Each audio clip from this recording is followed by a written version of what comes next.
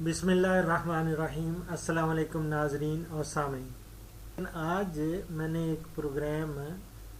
एक नहायत स्वीट पौधे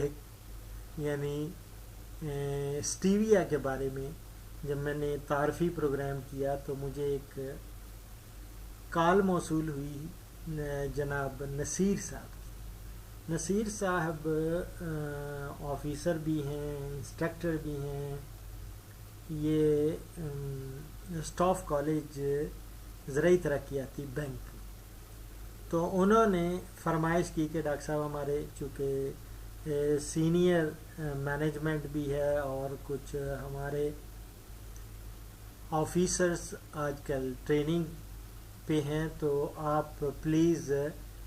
स्टीविया के बारे में कुछ उनको लेक्चर दें। तो मैंने सोचा कि जो उनको लेक्चर देना है उसमें से चंद एक स्लाइड्स आपकी खिदमत में भी पेश कर दूं, ताकि बहुत सारे हमारे ऐसे नाज़रीन भी हैं जो इस प्रोग्राम में दिलचस्पी लेते हैं और मेरे प्रोग्राम्स बड़े शौक़ से देखते हैं। तो ये इसके बहुत सारे नाम हैं, मैंने आपको पहले प्रोग्राम में भी बताया था, लेकिन ये कॉमन नाम जो है इसके वो स्टीविया ही है, इसको कहते हैं। कुछ लोग स्वीट लीफ भी कहते हैं, स्वीट हर्ब ऑफ पैराग्वाय, क्योंकि पैराग्वाय की ये एक बड़ा मीठा पौधा है, जो कि पैराग्वाय के लोग अपनी कड़वी चीज़ों को ना उसमें मिठास डालने के लिए ये पत्ते इसके इस्तेमाल करते थे। और इसको चूँकि इतना ज़्यादा शहद से भी ज़्यादा मीठा होता है, आम सुक्रोज से को 200 शुगर से ना 200 से 300 गुना इसमें मिठास होती है, तो लिहाजा इसको हनी लीफ भी कहते हैं और कुछ लोग शुगर लीफ भी कहते हैं। तो ये इसकी पॉपुलैरिटी आपको मालूम है बहुत बढ़ रही है, जूं जूं आगाही होगी और बढ़ती जाएगी। अब तो लेकिन इसमें ये दुनिया भर में ये काफ़ी फैल रहा है और इसके बारे में, लेकिन इसके बारे में बहुत सारी चेमगोइयाँ भी होती हैं, बहुत सारी बहसें भी होती हैं, डिबेट होती है। कुछ लोग इसको कहते हैं कि बहुत अच्छा है, कुछ लोग इसके मुखालिफ में हैं, वो उसकी डिफरेंट दूसरा डार्क साइड भी देखते हैं। जैसा कि आप जानते हैं हर पौधे की कोई ना कोई तारीख होती है, तो स्टीविया की भी एक तारीख है। ये सदियों ये जनूबी अमेरिका में इसको लोग कल्टीवेट करते रहे और यूरोप में ये स्पेन के ज़रिए ना कोई 16वीं सदी में ये मुतारिफ हुआ और ये दोबारा फिर इसको 20वीं सदी में जो हमारी साइंसदानों की कम्युनिटी है इन्होंने, और ख़ास तौर पे एक इटालियन स्विस बॉटनिस्ट था, ये उसका नाम था डॉक्टर MS बर्टोनी। जो बर्टोनी थे ना, बर्टोनी ने ही वो टेक्सोनोमिस्ट थे। टेक्सोनोमिस्ट होते हैं जो पौधों की तशखीस करते हैं, फिर उसको देखते हैं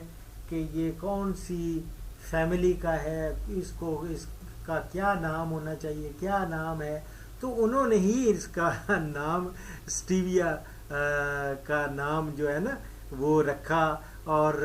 ये 1905 में उन्होंने इसको तफसील से ये समझें कि इसको डिस्क्राइब किया, इसको अच्छी तरह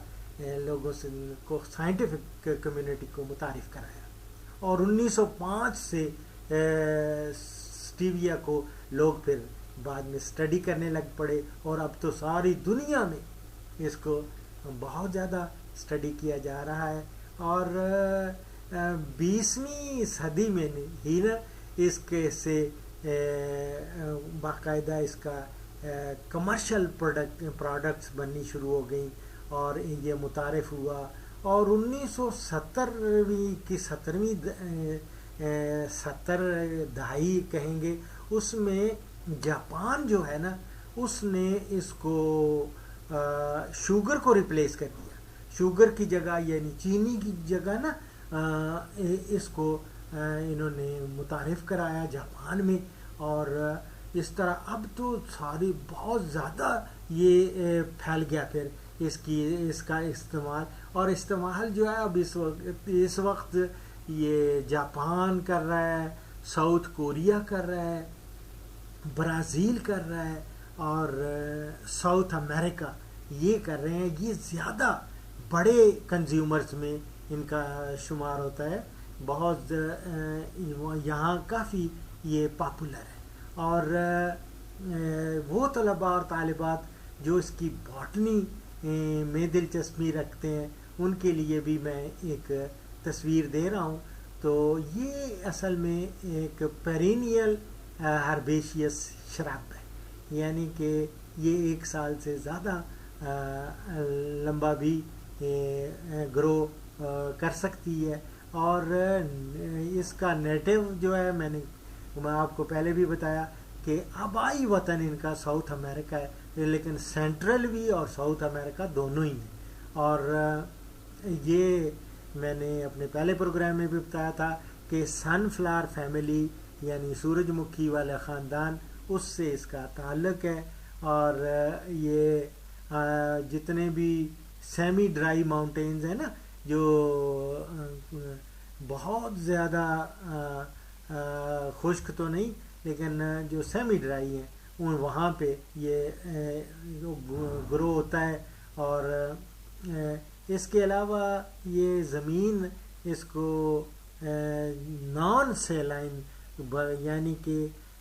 کلراٹھی زمین نہیں ہونی چاہیے، اور بلکہ جو تیزابیت رکھنے والی زمین اس پہ تو بہت زبردست یہ گرو کرتا ہے۔ اور اس کے علاوہ یہ ہے کہ اس کے پھول کیسے ہوتے ہیں وہ بھی آپ دیکھیں، اس کے پتوں کی بناوٹ دیکھیں کیسے ہیں، برانچز کیسی ہوتی ہیں، اور اس کے جتنے بھی سبز حصے ہوتے ہیں نا سارے میٹھے ہوتے ہیں، اور تو وہ بھی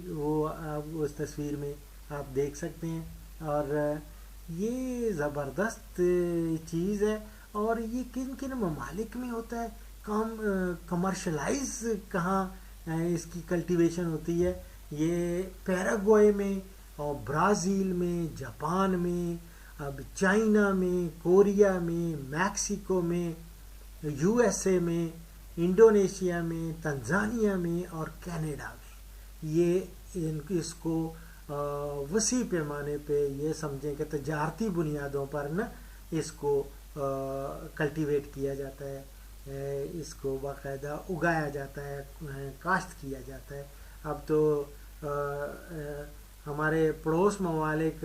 ہندوستان میں بھی وہ بھی کوشش کر رہے ہیں کہ اس کو کسی طرح یہ کمرشلائز کیا جائے اس کو، کیونکہ اس میں بڑا فائدہ ہے۔ اور اس کی جب ہم کیمسٹری دیکھتے ہیں نا تو یہ اس میں یہ بہت مٹھاس رکھنے والی چیزیں ہیں، اس میں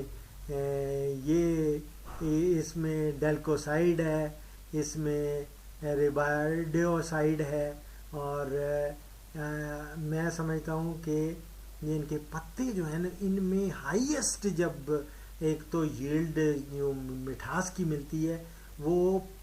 پھول آنے سے پہلے جو پتے ہیں ان میں یہ ہوتی ہے۔ اور اس سے بہت سارے یہ کیمیکل سٹرکچرز بھی وہ لوگ وہ اسٹوڈنٹس جو دیکھنا چاہ رہے ہوں تو وہ میں ان کے لیے بھی یہ 2 سٹرکچرز دے رہا ہوں، دونوں ہی یہ مٹھاس والے کیمیکلز جو ہیں اسٹیووسائڈس ہے اور دوسرا ریبارڈیوسائڈس، یہ اس کے کیمیکل سٹرکچرز ہیں۔ اور یہ میں آپ کو بتاؤں اب یہ اتنا کمرشل پروڈکٹس میں بھی استعمال ہونے لگا ہے، جو ڈائٹ کوکا کولا ڈائٹ آپ کو سپرائٹ ملتی ہے، اور اسی طرح مختلف جو چھوٹی چھوٹی گولیاں نہیں ملتی جس طرح لوگ چائے میں ڈالتے ہیں یا پاؤڈر میں صورت میں آتا ہے، تو وہ یہ بھی چیزیں جو ہیں خاص طور پہ ٹروویا میں، اور اسی طرح اور بہت سارے بیوریجز ہیں، بہت سارے یہ پینے والی مشروبات ہیں جن میں یہ استعمال ہوتا ہے کمرشل لیول پہ، تو یہ اس کا کمرشل یوز ہے۔ البتہ اس کی جو ہے نا نیوٹریشنل ویلیو، وہ بھی دیکھا گیا کہ جو خشک لیوز ہیں، جو خشک پتے ہیں، وہ 30 سے 45 گنا میٹھے ہوتے ہیں سکروز سے، عام سکروز، اور نان نیوٹریٹو یہ ہے کہ 300 ٹائمز، یعنی 300 گنا سویٹر دین شوگر، عام شوگر سے یہ کوئی 300 گنا اس میں زیادہ مٹھاس ہوتی ہے۔ اور البتہ یہ ہے کہ اس میں بہت سارے ابھی کویشچنز ہیں، کچھ لوگ اس کو اچھا سمجھتے ہیں، کچھ اس کو ابھی بھی کہتے ہیں کہ نہیں جی اس میں یہ چیز ٹھیک نہیں ہے، یہ فلاں چیز اچھی ہے، فلاں چیز ٹھیک نہیں ہے، لیکن یہ ابھی سائنسدانوں کی کا آپس میں ڈیبیٹ چل رہی ہے، اور امید ہے کہ اس میں آئندہ اس میں بہتری آئے گی اور زیادہ رزلٹس ہمارے مستقبل میں ہمیں دیکھنے میں آئیں گے۔ تو یار زندہ صحبت باقی، انشاءاللہ تعالی اگلے پروگرام میں کسی اور موضوع پر نئی معلومات کے ساتھ پھر حاضر ہوں گے۔ اس وقت ڈاکٹر اشرف صاحب زادہ کو اجازت دیں، لیکن اجازت سے پہلے ایز یوزل حدیث مبارک۔ ہمارے پیارے نبی صلی اللہ علیہ وآلہ وسلم کا ارشاد گرامی ہے، جو مسلمان کوئی درخت لگائے، پھر اس درخت سے جو پھل کوئی انسان یا چوپایا کھا لے، تو وہ اس بندہ کے لیے صدقہ اور اجر و ثواب کا ذریعہ ہوگا۔ یہ بخاری سے میں کوٹ کر رہا ہوں۔ اسی کے ساتھ ڈاکٹر اشرف صاحب زادہ کو اجازت دیں، اپنی دعاؤں میں یاد رکھیں، فی امان اللہ۔